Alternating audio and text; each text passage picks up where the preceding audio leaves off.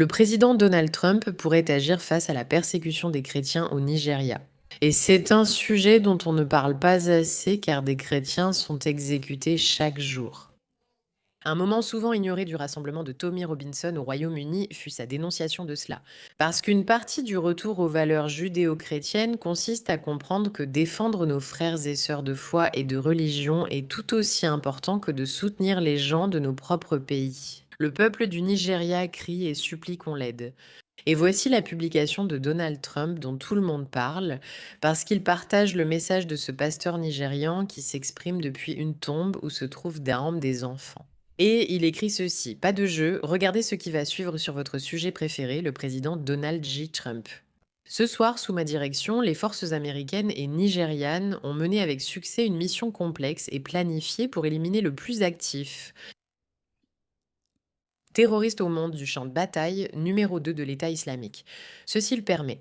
Écoutons ce que ce pasteur a à dire, parce que si vous n'êtes pas informé sur ce sujet, vous devez vraiment vous renseigner car c'est bouleversant.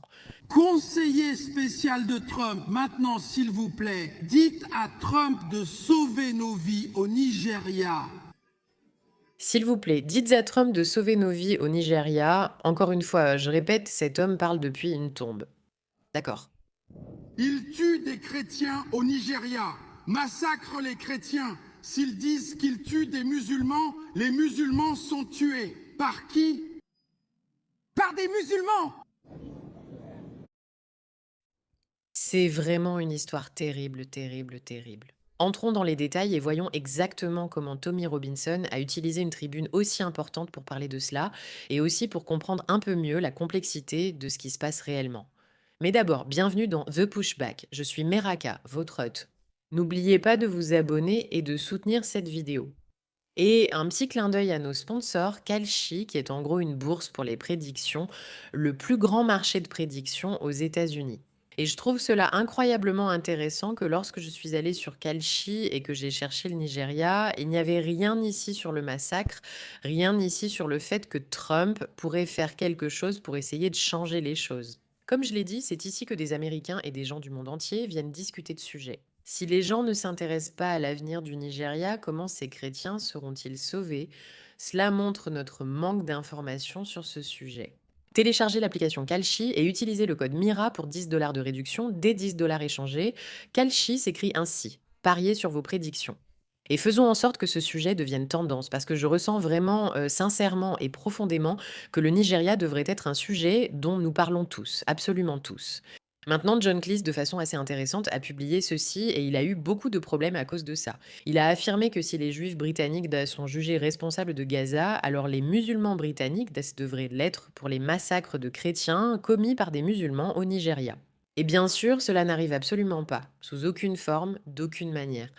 Personne n'en parle vraiment et personne ne blâme les personnes de confession musulmane qui ne font rien pour arrêter les massacres de chrétiens au Nigeria, d'accord? Et c'est vraiment grave. Toutes les 2 heures en Afrique subsaharienne, un chrétien est tué. Pourtant, plus de 70% de tous les chrétiens tués pour leur foi l'année dernière étaient nigérians et 94% de tous les catholiques nigérians continuent d'assister à la messe chaque dimanche. D'accord? 94% des catholiques nigérians continuent d'aller à la messe chaque dimanche, malgré le fait que certains d'entre eux viennent avec des fusils de chasse pour se protéger des milices islamistes. Je veux juste que tu comprennes cela. Ils se réunissent chaque dimanche, ce qui veut dire que si une milice islamiste venait pour essayer de trouver ces personnes et leur faire du mal, tu sais où ils les trouveraient dans ce cas le plus facilement? Eh bien à la messe du dimanche, lors de leur service de prière. Et au lieu de dire «Nous n'allons pas faire ça, nous allons reculer. Nous ne voulons pas qu'ils nous trouvent et nous tuent». Ils disent «Non, notre religion est quelque chose dont nous sommes fiers et nous n'allons pas arrêter». 94% d'entre nous continueront à venir. Et je pense que c'est en fait un indicateur vraiment intéressant, et quelque chose que nous avons oublié dans la société occidentale. À savoir que lorsque quelqu'un essaie de vous enlever quelque chose, vous réalisez à quel point c'est précieux. Alors qu'à travers le monde, nous voyons des chiffres très bas en ce qui concerne les personnes qui ont un lien avec leur religion, même s'ils sont légèrement en hausse. Dans les pays où la religion n'est pas considérée comme acquise, les gens se battent pour elle. Et c'est ce qui se passe au Nigeria. C'est incroyable de penser que 94% d'entre eux continuent d'assister à la messe, même s'ils sont exécutés. Maintenant, écoutons ce que Tommy Robinson avait à dire. car je trouve incroyable que lors de l'un des plus grands événements et des moments les plus importants de sa vie, il ait choisi de se concentrer là-dessus. Je pense que c'est tout à son honneur, vu tous ceux que j'ai entendu dire que c'est un fou d'extrême droite. En réalité, il a prouvé qu'il était plutôt sacrément logique. Il a visité Israël, même si c'est très controversé. Et là, au lieu de dire de mettre le bazar ou de rendre la situation terrible, il dit parlons des choses importantes. Pour ceux qui ignorent ce qu'était ce rassemblement, il était très controversé. Tommy Robinson tente de sauver la Grande-Bretagne de la prise de contrôle islamiste. Il a organisé un grand rassemblement, Unite the Kingdom, où le Premier ministre Keir Starmer a tenté de façon controversée d'empêcher les militants de droite de s'exprimer. Il a littéralement fait une vidéo en disant nous ne vous autorisons pas à entrer dans le pays parce que vous représentez un danger pour notre pays.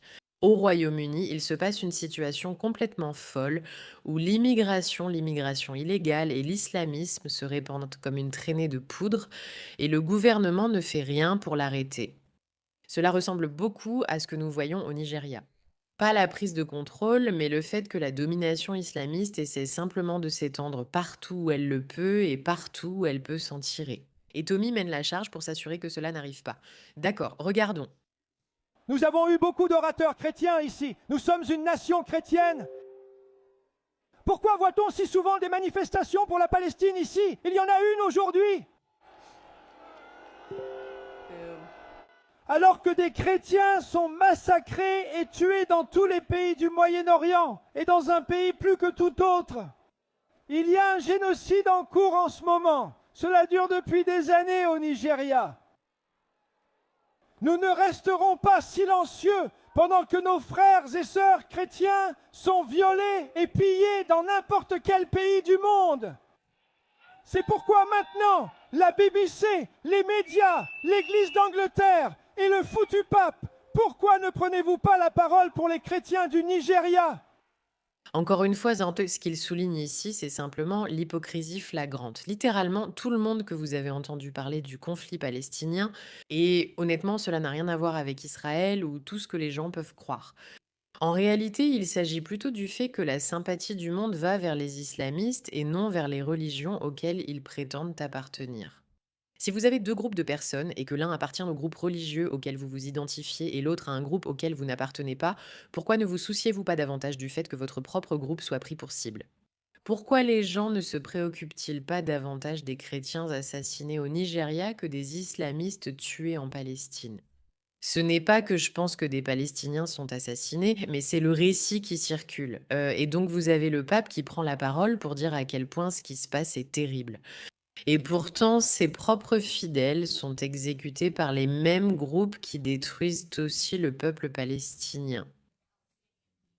Et pourtant, sur ce point, c'est le silence total.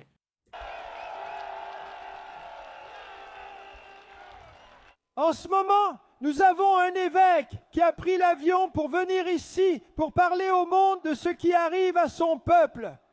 Monseigneur Joan de Bokaro au Nigeria, la parole est à vous, monsieur. Il a littéralement fait venir un évêque pour parler de ça. Loué soit le Seigneur.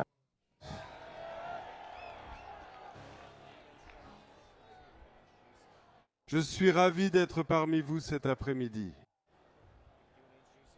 Et je veux remercier Dieu pour le privilège qui m'a été accordé de venir vous parler. Je veux remercier mon Est-ce que vous, Trop souvent, de nombreux orateurs chrétiens sont venus ici. une défense pour nous au Nigeria.